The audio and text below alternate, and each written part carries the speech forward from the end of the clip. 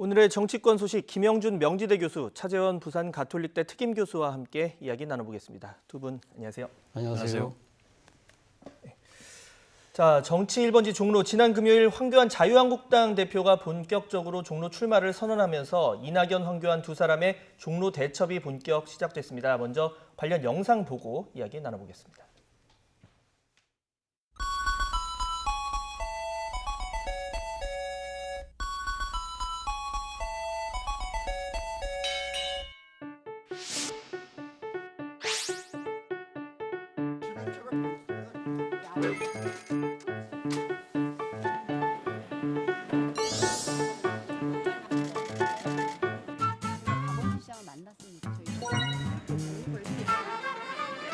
지금 당장 뭔가 집을 질 수도 이렇게 허가가 다 나온 거니까 더 나서서. 저희 좀 드세요. 무슨 나부터 먹고.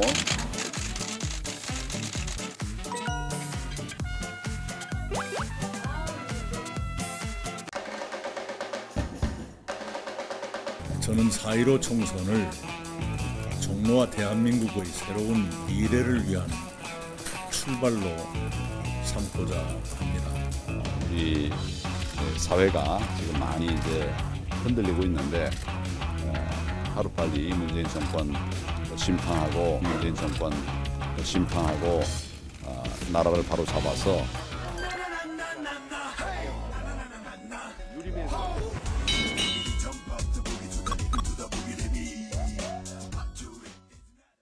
네, 이낙연 대 황교안 종로 빅매치가 현실화됐습니다. 이 두 사람이 같이 유세를 한 건 이제 어제가 처음이었는데, 자, 뭐 보수와 진보를 대표하는 잠재적인 대선 주자로서 아마 지는 쪽은 또 정치적인 타격이 있을 거다 이런 분석도 있습니다. 일단 두 분의 관전 포인트 간단하게 좀 들어볼까요? 일단 뭐 정말 그야말로 빅매치잖아요. 네. 대선 전초전 같기도 하고요. 여하튼 분명한 것은 이번 선거의 성격을 문재인 정부 집권 3년 만에 치러진 선거이기 때문에요. 네. 이건 중간평가 성격이 굉장히 강합니다. 일부에서는 야권 심판론이라는 것도 나오지만 우리 선거 연구하는 연구자의 입장에서 말씀을 좀 드리면 대통령 선거는 미래를 보고 선거를 하기 때문에 보통 우리가 전망적 투표를 많이 하고 총선은 정부가 잘했는지 못했는지를 보고 평가하는 회고적 투표를 합니다. 그래서 총선에서는 미래라는 말보다는 심판이라는 것이 오히려 그동안 많이 사용했었던 그런 용어라고 보기 때문에 과연 이것이 이번 종로 민심에서 어떻게 투영돼서 나타날 것인가 정말 그야말로 모든 총선에 집중되는 곳이 이번에는 이제 종로라고 볼 수 있습니다. 저는 뭐 관전 포인트가 한 3가지 정도 되는데요. 네. 첫 번째는 전직 총리 간의 대결이라는 겁니다. 그러니까 지금 이낙연 전 총리가 지금 출마했기 때문에 아마 황교안 당대표 입장, 한국당 당대표 입장에서는 정권 심판론을 강하게 주장할 수밖에 없잖아요. 그런데 본인도 전직 총리거든요. 어느 정부의 전직 총리였습니까? 박근혜 정부의 전직 총리였지 않습니까? 이 부분이 자신이 정권 심판론을 이야기하면 할수록 아무래도 그러니까 탄핵 책임에 대한 그 책임을 어떻게 그러니까 본인이 벗어날 수 있을 것이냐, 그 부분도 아마 부각될 가능성이 크다는 거죠. 이 부분이 과연 선거에 어떤 영향을 미칠 것인가의 부분이고, 두 번째는 두 사람 다 선거 사령탑입니다. 그렇기 때문에 종로에서의 선거 싸움이 전체적인 판세에 어떤 영향을 미칠 것이고, 그런 부분을 두 사람이 다 알고 있기 때문에 어떤 선거 전술을 쓸 것이냐가 아마 또 지켜볼 대목이고요. 세 번째는 두 사람이 미래 권력으로서의 또 1, 2 싸움을 다투고 있다는 겁니다. 그렇다고 한다면 과연 종로 구민들은 이 선거를 어떻게 바라볼 것인가? 단순하게 종로의 지역의 발전과 이해에 초점을 맞출 것인가? 아니면 차기 대한민국 호의 선장을 뽑는 데다 초점을 맞출 것이냐? 그 부분에 대한 그 투표의 양상, 이 부분도 살펴볼 대목이 아닐까 생각이 듭니다. 네, 자, 모두는 이 선출직 이 선거 과정에서 유세 과정에서 어디를 먼저 방문하느냐 이런 게 정치적인 메시지가 또 담겨 있잖아요. 이 전 총리 같은 경우에는 이제 사직동 일대를 걸으면서 재개발 카드를 꺼내 들었고, 황 대표 같은 경우에는 종로 젊음의 거리를 방문해서 이제 빈상가, 그러니까 임대 이런 간판이 붙은 빈상가를 훑으면서 경제를 되살리자 이런 메시지를 냈는데, 이 두 사람 모두 일단 경제를 강조한 것 같은데 조금 결이 다른 상황입니다. 좀 어떻게 보시는지요? 일단 뭐 제가 조금 전에 말씀드린 것과 마찬가지로 전 정권에 대한 심판, 탄핵에 대한 심판론은 더 이상 유효하지 않습니다. 왜냐하면 탄핵 때문에 정권이 교체됐기 때문에 결국은 집권 3년 동안 정부가 어떻게 잘했나, 특히 경제와 관련된 투표를 한다는 것이 통상적으로 총선에서의 아주 지배적인 하나의 변수예요. 네. 지난 88년도 이후에 8차례 선거가 있었지만 집권당이 승리한 선거는 아주 예외적인 거 3번 선거 이외에는 없었습니다. 2004년도 탄핵 때, 2008년도 뭐 정권이 교체된 지 뭐 2달 만에 치른 선거, 2012년 총선은 대선과 같은 해에 있었던 겨우 152석, 153석을 받았어요. 당시 집권당이. 그러니까 많은 국민들은 총선에서는 정부와 특히 경제 문제와 관련돼서 잘했느냐 못했느냐 가지고 평가하는 경제 응징 심판 투표가 굉장히 지배적이에요. 네. 그렇기 때문에 당연히 야당의 입장에서 봤을 때는 정말 경제가 어렵다는 것을 상징적으로 나타나는 부분들과 그리고 이제 여당의 입장에서 봤을 때는 재개발 지역을 간다는 얘기는 뭐냐면 뭔가 나름대로 변화를 시켜줄 수 있는 힘이 집권 여당에게 있다는 것을 이제 보여주기 위한 것인데 네. 흥미로운 것은요. 지난 5번의 선거를 보면 3번은 현재 당시에 여당이었을 때 지금 야당이 이겼었고요. 그리고 2012년, 2016년도에는 정세균 지금 전 총리가 승리를 했는데 3번의 야당이 승리할 때 보수가 이겼을 때는 격차가 굉장히 적었어요. 그런데 지난 2012년, 2016년도 총선에서는 굉장히 격차가 많이 났습니다. 그것은 제가 볼 때 아마도 종로가 10개 동으로 되어 있는데 20, 30대 젊은 층의 표심에 의해서 승부가 결정되는 경우가 많다고 보는 거고요. 네. 또 창신동 중심으로 해가지고 재개발돼서 많은 젊은 유권자들이 분명하게 새로 유입된 부분들이 있어요. 이러므로써 이제 표차가 격차가 벌어졌기 때문에 당연히 야당의 입장에서 봤을 때는 그 층을 공략하기 위해서 젊은 세대에게 접근하는 것이고 여당은 당연히 이제 재개발을 통해서 지역 경제를 발전시키겠다라고 하는 나름대로의 전략적 선택은 굉장히 선명하게 나타나기 때문에 네. 이것이 어떻게 이제 투영돼서 나타날 것인지 앞으로 2달 동안 집중적으로 우리가 관심의 포인트가 될 수 있을 거라고 저는 봅니다. 네, 뭐 종로에 대학교도 많고 하니까 젊은 유권자가 좀 있을 것 같다는 생각은 저도 들고요. 자, 종로에 출마한 이 황교안 대표, 뭐 황 대표를 주축으로 해서 용산이라던가 뭐 동대문, 기타 다른 지역까지 그러니까 수도권, 작게는 서울, 크게는 수도권 전체의 판세를 좀 이렇게 좌우할 수 있을 것이다 이런 관측도 나오는데 이 영향력에 대해서 어떻게 일단 뭐 황교안 대표가 이제 흠지라고 할 수 있는 종로에 상당히 나름대로 사직생의 결단을 내리면서 출마를 전격적으로 선언하지 않았습니까? 그렇기 때문에 일단은 서울의 판세 자체에 상당한 영향력을 뭐 저는 줄 거라고 봅니다. 그럼에도 불구하고 본인의 그러니까 지금 종로 출마 하나로만 끝날 경우, 그럼 단기 필마로서의 그러한 이 효과에 상당히 제한적일 수 있지 않을까 하는 생각이 들고요. 그렇다고 한다면 이 본인의 종로 험지 출마를 좀 더 효과를 극대화하기 위해서는 소위 말해서 한강 벨트, 그러니까 지금 서울을 중심으로 한 이 한강을 흐르고 있지 않습니까? 이 한강이 소위 말해서 한강을 끼고 있는 그 선거구 자체가 우리나라의 대표적인 스윙보터 지역이거든요. 네. 상당히 인물의 그러니까 이 뭡니까? 이 댐댐이에 따라서는 상당히 표심이 출렁거릴 수 있는 지역이다. 그렇다고 한다면 황교안 대표 입장에서는 본인의 단기 필마가 아니라 한강 벨트의 사실 당의 중진들을 전략적으로 공천해서 단일 대우를 만들므로써 전체적인 이 그 보수의 바람을 일으키는 부분들이 사실 필요하지 않을까. 그렇게 해야만 본인의 종로 출마 자체가 상당히 시너지가 커질 수 있지 않을까 하는 부분인데요. 바로 그 때문에 아마 이 자유한국당 입장에서는 지금 험지 출마를 끓이고 있는 당내 중진들에 대해서 좀 더 강하게 차출론을 요구할 수밖에 없는 상황이지 않을까 하는 생각이 듭니다. 네, 지금 뭐 말씀을 하셨지만 중량감 있는 인사가 이제 수도권 뭐 험지라면 험지, 스윙보트 지역에 와서 좀 흐름을 이제 만들어 주기를 바라는 게 이제 자유한국당 지도부의 마음일 텐데 특히 황 대표 같은 경우는 이제 본인도 험지 출마했으니 다른 거물급도 수도권으로 와달라 이렇게 얘기를 하는 상황인데 하지만 이 뭐 홍준표 전 대표, 김태호 전 최고위원 여전히 뭐 요지부동인 상황이에요. 맞습니다. 그러니까 실제로 보면은 아마 홍준표 전 대표나 김태호 전 지사 같은 경우에 한마디로 얘기해서 서울에 와서 네. 수도권에 와서 좀 희생이 돼달라는 말씀을 드리고 있는 거 아니겠습니까? 공관위원장이. 승패는 제가 볼 때는 그 크게 영향을 주기가 어려울 거라고 보는 부분들이 있어서 두 사람은 아마 이제 고향을 계속해서 지킬 거라고 좀 보는데요. 저는 조금 좀 각도를 좀 달리 보는데요. 2012년도 총선 때 당시에는 야당이었었는데 그때 이제 민주통합당의 한명숙 대표가 총선을 진두지휘했어요. 네. 210곳을 당시에 야당인 민주당이 공천을 했습니다. 지역구. 그중에서 62곳을 연대를 했어요. 선거연대. 선거연대에서 통합진보당과 네. 선거연대를 했습니다. 네. 그래서 실제로 보면은 127석을 가져갔어요. 그러니까 지금 이 상태에서 과연 이제 뭐 예를 들어 중진을 착출해서 수도권에 나름대로 심는 부분들도 있지만 지금 제가 볼 때는 이번 승패의 가장 중요한 거는 진보와 보수의 대결 이면에는 지금 안철수 신당에는 국민의당의 표심이 어디로 갈 거냐도 굉장히 중요합니다. 네. 다시 얘기해서 지난 2016년도에는 국민의당이 당시 새누리당 집권당의 표를 잠식을 시켰다고 한다면 과연 이번에는 국민당이 어느 표를 잠식할 것인가가 굉장히 중요한 선거 포인트가 될 거예요. 수도권에서 특히.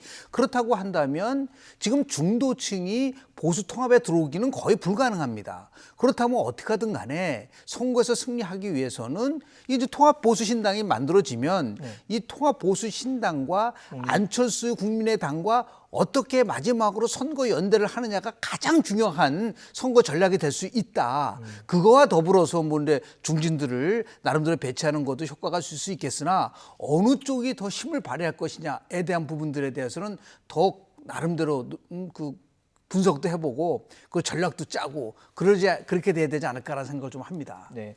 그러니까 통합보수신당과 국민당의 이 선거연대가 큰 변수가 될 것이다 이런 얘기를 해주셨고, 자 지금 이제 험지 출마 얘기가 많이 나오다 보니까 김무성 의원에 대한 네. 호남 출마설이 나왔는데 뭐 광주, 여수든 어디든 나가겠다 이런 입장을 밝혔습니다. 뭐 실제 출마 가능성 좀 있을까요? 저는 뭐 실제 선거 출마보다는 아무래도 지금 그러니까 보수 통합의 절박감을 이런 식으로 지금 표현하고 있는 것이 아닐까 하는 생각이 듭니다. 네. 본인 입장에서는 지금 닥치고 통합하라는 거 아닙니까? 그렇다고 한다면 그런 그 통합을 위해서는 나 하나 정도는 정치적으로 희생할 수 있다는 그러한 이 의지를 미리 밝힌 것 같고요. 또 두 번째는 이 과거 2016년도 총선 과정에서 본인이 당시 그 집권 여당의 대표였지 않습니까? 그때 소위 말하는 옥새 파동 등을 비롯해서 그때 선거를 상당히 그러니까 이거 망쳐버린 그런 데 대한 나름대로의 책임을 이런 식으로도 한번 자기가 지겠다는 그런 뜻도 있는 것 같고요. 그리고 또 한편으로는 본인이 그러니까 정치적으로 상당히 험지인 지역에 출마하겠다는 뜻은 말 그대로 당시 2016년 공천에 책임이 있던 다른 친박계 의원들한테도 정치적 헌신을 요구하는 나름대로의 그런 일종의 마중물 역할 그런 차원에서의 이야기이지 않을까 하는 생각이 듭니다. 네. 이런 가운데 이 봉준호 감독의 기생충 아카데미 영화상에서 외국어 영화상 국제 장편 영화상 수상을 했다 이런 소식이 들어왔는데요. 자세한 내용은 잠시 뒤에 더 짚어보겠습니다. 자, 어제 이 세보수당의 유승민 의원도 불출마를 선언했습니다. 장고 끝에 내린 결정으로 알려졌는데 이 같은 당 이해운 의원 대권 주자에게 최고의 희생은 불출마다 이러면서 새로운 변화를 예측하기도 했는데요. 녹취 준비되어 있습니다. 함께 들어보시죠. 지금 이 순간 제가 할 수 있는 건 저 자신을 내려놓는 것뿐입니다. 보수가 힘을 합치라는 국민의 뜻에 따르겠지만 그와 동시에 개혁 보수를 향한 저의 진심을 남기기 위해 오늘 저는 총선 불출마를 선언합니다. 제가 이 말을 듣는 순간 네. 최고의 희생이 최대의 변화를 촉발시킨다라는 믿음을 가지고 있구나 이렇게 느꼈습니다. 네. 근데 이제 불출마라는 거는 대권 주자로 보면 뭐 일개 그냥 국회의원들하고 좀 다르죠. 최대 희생입니다. 뭐 황 대표도 보면 출마냐 불출마냐 종로냐 둘 중에 하나 택하라 이렇게 공간이가 압박을 하니까 불출마를 택하지 않고 종로를 택하지 않았습니까? 네. 그러니까 이거는 대권 주자에게는 험지보다 불출마가 더 최악이다, 더 최고의 희생이다 이게 입증이 됐다고 보는 거죠. 두 가지 측면을 봐야 될 것 같습니다. 일단 그 유 의원도 뭐 차기 대권 후보 중에 한 명인데 이 불출마 선언이 험지보다 뭐 불출마가 더 최악이다 이렇게 일단 이 선택 과연 이게 정말 최고의 희생이 맞는지 그리고 이런 최고의 희생을 만약에 선택했다면 이유는 뭔지 이 두 부분에 대해서 한번 짚어보죠. 일단 이제 유승민 의원 같은 경우는 이제 정치는 길게 호흡을 해야 될 부분들이 있는 거거든요. 이렇게 판단을 했겠죠. 현 상황 속에서 본인이 통합을 하고 그리고 대구로 내려갔을 때 올 수 있는 여러 가지에 대한 부분들을 고민했을 거라고 저는 봐요. 그러니까 통합신당이 결국은 하나로 뭉쳐서 문재인 정권을 심판을 하라고 한 부분인데 저것은 달리 얘기하면은 보수가 통합을 할 때에 더 큰 힘을 실어주기 위한 하나의 희생이라고 볼 수 있는 것은 맞는 것이죠. 그런데 아주 정치적으로 본다고 한다면 유승민 의원 같은 경우는 총선 이후를 생각한 아주 큰 포석이라고 좀 봐요. 선거 결과가 어떻게 나올지는 모르겠으나 지금 예를 들어서 이 총선 결과에서 만약에 뭐 통합신당이 승리한다고 한다면 이렇게 자기가 결단을 해서 선거에서 승리했다라고 하는 이득을 얻을 수 있는 것이고요. 만에 하나 기대한 만큼의 결과를 갖지 못했을 경우 이번 총선 끝나고 나서는 아마 야권은 지금 생각하는 것보다 훨씬 강한 지각변도 일어날 수밖에 없을 것이고, 그렇다고 한다면 그 이후에 야권을 주도해 나갈 수 있는 사람들이 누구냐라고 하면 그렇게 많지 않아요. 그것을 이제 보고 길게 호흡하면서 아마 불출마 선언을 하지 않았나 생각을 좀 하게 되고요. 다만 이제 관심 있는 것은 도로친박당, 도로친이당이 될지 모르는 우려를 떨쳐내서 개혁 공천을 하라고 한다는 그런 얘기를 하지 않았습니까? 네. 공천권, 지분, 당직권 모두 다 버리겠다고 얘기를 했지만 실은 그 이면 속에는 뭐냐면 지금 자유한국당을 향해서 강성 친박에 대한 공천에 대한 것을 명확하게 하라는 시그널이라 볼 수밖에 없어요. 이것이 이제 최종적으로 어떻게 관철될 것이냐는 김영호 공관위원장이 아마 의지와 결단을 가지고 이 부분을 추진할 거라고 좀 보는데요. 여하튼 간에 본인의 입장에서 봤을 때는 뭐 최악의 선택이 아니에요. 최상의 선택을 한 거라고 보는 거죠. 그렇게 하면서 여전히 보수 재건 3원칙 중에서 자기가 추구했었던 개혁 보수의 길을 가겠다는 것을 명쾌하게 했기 때문에 버려야지만이 얻을 수 있다는 것을 어느 정도 보여준 포석이 아닌가 생각을 좀 합니다. 뭐 하나 추가 질문을 드리면 유승민 의원의 지역구가 이제 대구 동구 울인데 그 지역에서 사실 유승민 의원이 이번에 출마를 했다면 오히려 거기가 험지다 이런 말도 나왔거든요. 왜냐하면 워낙 대구에서 뭐 유승민 의원에 대해서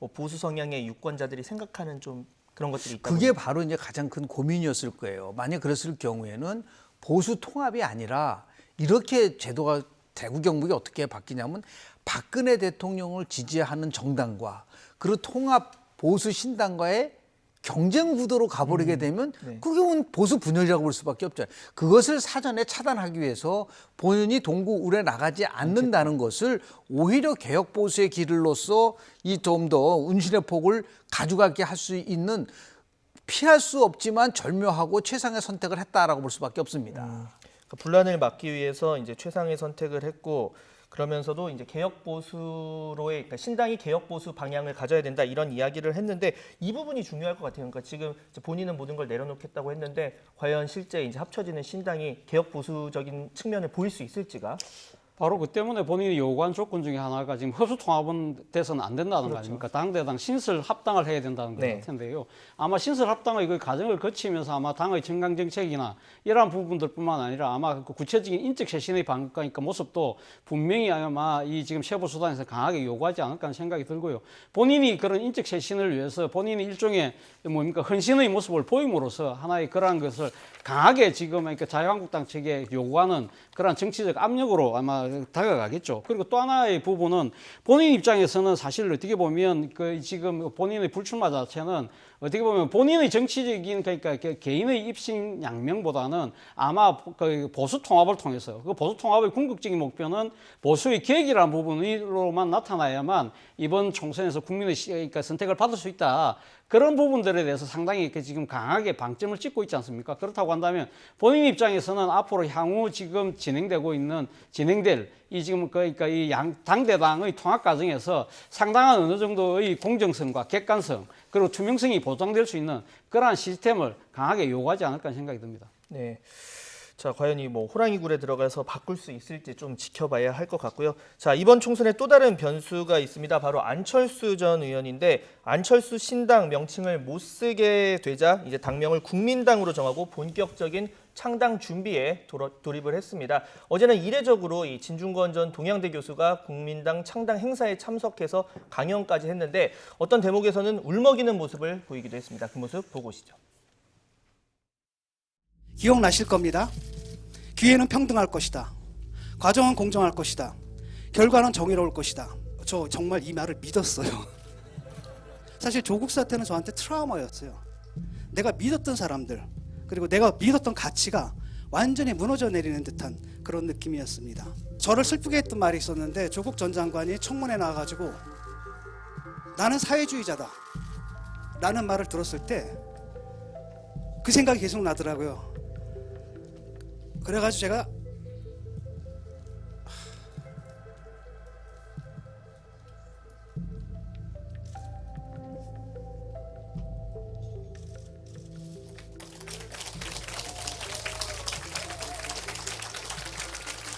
요즘은 나이가 드니까요, 화가 나면 눈물이 나요. 그렇게 살아놓고서 사회주의자를 자처할 수가 있는가? 이것은 내가 갖고 있었던 이념에 대한 모독이다. 네, 이 진중권 전 교수가 안전위원회 신당 국민당 행사에 참석을 했습니다. 보신 것처럼 두 사람이 어떤 인연이 있을지 저 행사에 이제 진 교수가 참석한 것을 두고도 지금 뭐 해석이 분분한 상황인데요. 뭐 본인이 뭐 국민당과 관련돼서 뭐 입당을 한다든지 그러지는 않을 거라고 저는 보고요. 저는 진중권 전 교수를 보면서 지식인이 갈 수 있는 길이 무엇인가를 좀 제시를 하는 것 같아요. 지식인은 이제 권력을 탐하는 것이 아니고 살아있는 권력에 대해서 용기 있게 잘못된 부분은 잘못했다고 얘기해 줄 수 있어야 됩니다.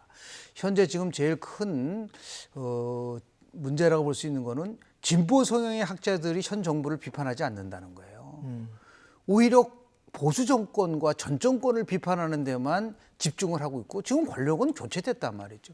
과거 이명박 박근혜 정부 때 보수 성향인 교수들이 아주 정말 과감하게 그 보수 정권을 비판을 해야 된다고 제가 주장을 했었고 저는 그렇게 비판을 했었어요.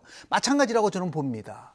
잘못한 것은 잘못했다고 얘기해 줄 수 있어야 되는데 이것이 자꾸만 차단되다 보니까 진중권 전 교수도 그 부분에 대해서 숨이 막힐 정도로 자기가 믿었던 사람들에서 일종의 배신감을 느낀다는 생각을 가질 수 있는 부분들이 있는 것이죠. 왜 그러면 진중권 전 교수가 창당 발기인대에 갔을까라는 부분은 저는 이렇게 해석을 합니다. 어느 특정한 정당을 지지하는 것이 아니라 지금 대한민국은 분명하게 진보와 보수라고 하는 정치 양극화가 지배적인 부분이기 때문에 이 부분들을 진영의 논리에 벗어나서 대한민국이 바뀌어야 한다고 한다면 그건 누군가든 어떤 정당이든 그 역할을 할 필요가 있지 않겠나라는 판단을 좀 한 것 같고요. 네. 그러면서 자연스럽게 양쪽 정당에다가 충격을 주는 거라고 저는 봅니다. 진보에게도 충격을 주고 보수에도 충격을 주면서 뭔가 변화하라라고 하는 다시 해서 국민의당이 성공할지 여부를 넘어서서 무엇인가 끊임없이 사회 변화에 대한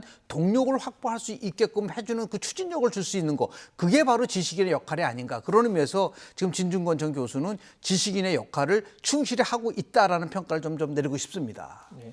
뭐 이 참석한 것이 뭐 큰 그런 어떤 목적이 있지는 않다고 하더라도 일부에서는 만약에 자유한국당이 초청을 했으면 갔을까 뭐 이런 의견도 나오더라고요. 안 가지 않았을까 이런 의견이 나오는데 모르겠습니다. 뭐 지금 진 전 교수의 지금 여러 가지가 지금 행보를 보면 아마 자유한국당이라도 자신의 이야기를 뭐 솔직하게 이야기할 수 있는 그러니까 이 나름대로의 여건이 된다고 한다면 저는 갖지 않았을까 하는 생각이 들어요. 지금 사실 어떻게 보면 어제 그 국민의당 창당 발기인 대회 때 진 전 교수를 초청한 이유는 그건 뭐겠습니까? 일종의 이런 이야기 있잖아요. 적의 적은 동지라는 이야기가 있다시피 지금 안철수 전 의원의 입장에서는 본다고 한다면 문재인 정부가 공정과 정의를 가장 그 높이 외치고 오면서도 실상은 그렇지 않더라. 그런 부분들을 그러니까 지금 이 문재인 정권이 갖고 있는 이 도덕적 이중성 그리고 그러니까 모순, 기만 이러한 부분들을 그러니까 강하게 질타하면서 새 정치를 이야기하고 있지 않습니까? 그런 측면에서 본다고 한다면 한때 뭐 문재인 정권은 상당히 그러니까 지지했던 진정 교수의 입으로 그렇게 상당히 그 부분을 질타해주면 자신들의 입장에서는 상당히 정치적 효과를 더 크게 갖고 올 수 있잖아요. 그런데 문제는 어제 행사가 무슨 행사였죠? 진전 교수의 강연이 주목적은 아니잖아요. 국민의당 창당 발기인 대회였거든요. 국민당 창당 발기 대회인데 사실 오늘 모든 언론들이 주목하기는 국민당 창당 발기 대회는 완전히 뒤로 가고 솔직히 진전 교수의 이 발언에만 지금 초점이 맞춰지고 있잖아요. 그러다 보니까 어제 행사 자체는 이 국민당이 어떤 그 의도를 했든 간에 일종의 배보다 배꼽이 더 큰 그런 행사가 되면서 정작 자신들이 지금 내세워야 될 가치가 조금 비시바랜 그런 측면에서 본다고 한다면 어제 정치 이벤트 자체는 크게 도움이 되지 않은 것으로 저는 뭐 평가하고 싶습니다. 네, 자, 이 안전위원 안철수 신당명이 불어대자 과거 국민의당에서 뭐 말씀하신 것처럼 의만 뺀 이제 국민당으로 이름을 바꿨습니다. 이 신당에 대한 뭐 기대치 뭐 여러 가지로 엇갈리고 있는데 두 분 짧게 어떤 의견이죠? 저는 여야 모두에 대한 나름대로의 좀 중형 중도로서 균형추의 역할을 하는 부분들이 분명히 누군가는 나와야 된다고 좀 봅니다. 왜냐하면 지금 뭐 최근 여론조사를 보더라도 지금 정당을 지지하지 않는 무당층의 규모가 굉장히 크지 않습니까? 이런 부분들에 대해서 더 나가서 조금 전에 제가 말씀드린 것처럼 진보와 보수가 진영의 논리에 빠져서 상대방을 악의 축으로 보면서 가져갈 때 어떻게 민주주의가 숨을 쉴 수 있겠습니까? 그러니까 결국은 진보는 보수의 가치를, 보수는 진보의 가치를 자신의 입장에서 풀어나갈 수 있는 성숙함을 보여줘야 되는데 그렇지 못하다고 한다면 나름대로 제3세력이 균형적으로 이 부분을 맞춰나갈 수 있게끔 해주는 것은 뭐 제가 볼 때는 나름대로 의미가 있는 그런 부분들이 있고 다만 그것을 담아낼 수 있느냐 없느냐의 문제는 결국은 지도자의 역할과 지도자가 어떠한 전략을 짜서 국민에게 진정성에 갈 수 있느냐라는 문제인 것이지 현재는 너무 지나치게 진영의 논리에 빠진 정치 양극화 문제는 해결하지 않으면 대한민국의 미래는 없다라는 말씀을 좀 드리고 싶습니다. 네, 최 교수님, 네. 지금 뭐 방금 김 교수님께서 얘기하신 것처럼 담아 결국 낼 수 있느냐 이 부분이 중요하다고 네. 얘기를 하셨는데 사실 안철수 전 의원에게 우리가 기대하고 정치권에 처음 입성했을 때 환호하고 또 실망하고 그럼 그 실망한 이유를 지금까지 그러니까 돌아오고 나서 보완을 했는지 이 부분에 대한 평가가 필요할 것 같아요. 사실 뭐 이번에 기후가면서 일성으로 이야기했던 것이 실용적 중도 정당을 이야기하면서 했던 이야기 중에 하나가 플랫폼을 통한 공유 정당 그리고 뭐 블록체인을 통한 혁신 정당을 이야기했어요. 그런데 사실 어제 국민당 창당 발기 대회를 보면 사실 그 당명 자체가 전 시사한 바가 상당히 크다고 생각하거든요. 사실 국민당하고 지금 안철수 전 의원이 기후에서 이야기했던 공유정당, 혁신정당하고 이미지 매치가 됩니까? 제가 생각했을 때 국민당이라는 당을 왜 당명을 채택했을까요? 그건 안철수라는 개인 브랜드를 어떤 식으로든 좀 적극적으로 활용해 보겠다는 뜻이거든요. 원래 이 당의 당명이 뭐였습니까? 안철수 신당이었지 않습니까? 그런데 선관위에서 그것을 불허하니까 결국은 지금 4년 전에 국민의당 추억을 다시 한번 더 떠올리겠다. 그거는 결국은 지금 안철수 전 의원이 이야기하는 공유와 혁신이 아니라 일종의 그러니까 지금 명망가 중심의 이런 좀 이 그 1인 정당의 모습을 강하게 띠는 국민당으로 갔다. 그런 측면에서 봤을 때는 앞서 앵커께서 지적하셨던 안철수 전 의원이 정치를 처음 시작할 때는 최정치하고는 약간 좀 거리가 있는 모습이 아닐까라는 아쉬움을 지울 수 없습니다. 네, 추가 질문 하나 드릴게요. 어제 행사 이제 꽃다발을 보고 손혜원 의원이 종이뭉치 비판을 하기도 했는데 이 부분 좀 어떻게 봐야 될까요? 저는 뭐 그거는 뭐 별로 큰 의미는 없다고 봅니다. 뭐 사실 그 부분에 대해서 주목할 수 있는 사람들이 과연 몇 분 되겠습니까? 사실 뭐 지금 안철수 전 의원 입장에서는 어제 이야기했던 오렌지색을 아마 나타내고 싶어하는 당색을 그러니까 지금 표하는 부분인데 그것이 뭐 의전상의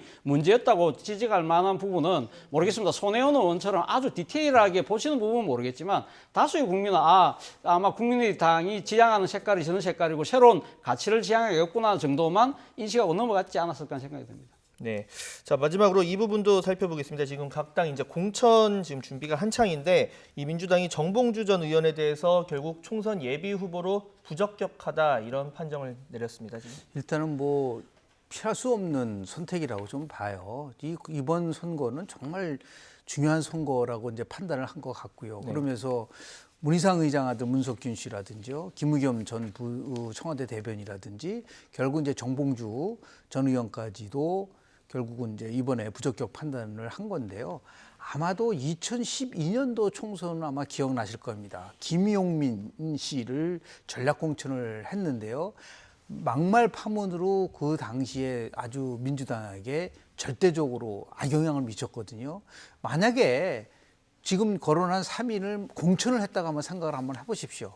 아마도 선거 치르기도 전에 집중적으로 비판을 받고 그동안 영입됐었던 18명이 영입됐지 않았습니까? 네. 이 영입 인사가 전부 다가 뭐 별로 이렇게 각광을 받지 못할 정도로 퇴색할 수밖에 없는 부분이기 때문에 저건 아마 이제 이해찬 지금 민주당의 대표가 나름대로 결심을 해서 이 문제를 빨리 매듭을 져야 된다라고 하는 그런 의미에서 봤을 때 대한민국 공천에서 몇 가지 경험적 법칙이 있어요.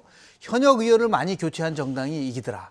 두 번째는 결국은 문제가 있는 나름대로의 인사들을 빨리빨리 제때 제거하지 못하면 결국은 굉장한 파장을 받는다. 마지막 세 번째는 청와대 권력이 공천에 개입하면 반드시 실패한다. 이런 것들을 염두에 두고 아마 민주당이 지금 공천 과정 속에서 신중을 구하고 있지 않을까라는 생각을 좀 하고 있습니다. 네. 차 교수님 지금 보면 이 정봉주 전 의원 같은 경우 1심에서 성추행 관련 무죄가 나오긴 했습니다. 나왔는데 이때 보면 이 판결문을 보면 피해자가 뭐 평소 언행에 거짓이 많고 진술이 자주 바뀌어서 신빙성이 없다. 그리고 뭐 유명 정치인인 피고인과의 관계를 과장하는 일이 적지 않았던 것으로 보인다. 뭐 이런 근거를 냈는데 일부에서는 그 2심과 3심에서 이런 하급심과 다른 판단을 내릴 가능성도 있다. 이런 부분을 고려한 것 아니냐라는 얘기도 나오더라고요. 그렇죠. 지금 앞으로 지금 상급심이 남아 있지 않습니까? 거기서 그러니까 상급심 재판부가 어떤 식의 판단할지는 아무도 알 수 없는 것이거든요. 만약에 들른 공천한 상황에서 만약에 2심에서 유죄 판결이 나왔을 경우에는 당의 입장에서 상당히 곤혹스러울 수밖에 없다는 것이죠. 특히 이번 총선에서 가장 큰 그 쟁점 중에 하나가 젠더 갈등이거든요. 젠더 갈등이라는 부분에 있어서 지금 민주당이 그렇게 크게 이 지금 우신의 폭이 넓지 않아요. 1호 영입이라고 했던 그 원종건 씨 같은 경우에 상당히 이 미투 문제가 그 휩싸이면서 상당히 빛이 발해버렸잖아요. 그런 측면도 있고 또 하나는 정봉주 전 의원이 지금 나가려고 하는 지역이 금태섭 의원이 지금 지역을 두고 있는 서울 강서갑이에요. 그렇다고 한다면 금태섭 의원은 지난번 공수처법 그 법안 처리 과정에서 기권을 했단 말입니다. 그러면 당내에 선소리하는 의원 지역구에 일종의 저격 공천한 것이 아니냐? 그렇다면 당내 갈등을 또 만들어낼 수 있다는 것이죠. 그리고 앞서도 말씀드린 것처럼 이 지금 이런 여러 가지 문제들 때문에 이것이 그러니까 지금 정봉주 의원은 한 명의 문제가 아니라 이것이 더 큰 문제로 비화될 수 있다. 그런 측면에서 본다고 한다면 아마 지금 민주당 입장에서는 상당히 어려운 결정을 한 것이 아닐까 하는 생각이 듭니다. 네. 자, 두 분 말씀 여기까지 듣겠습니다. 지금까지 김영준 명지대 교수 그리고 차재원 부산 가톨릭대 특임 교수와 함께 전국 상황 알아봤습니다. 두 분 수고하셨습니다. 네.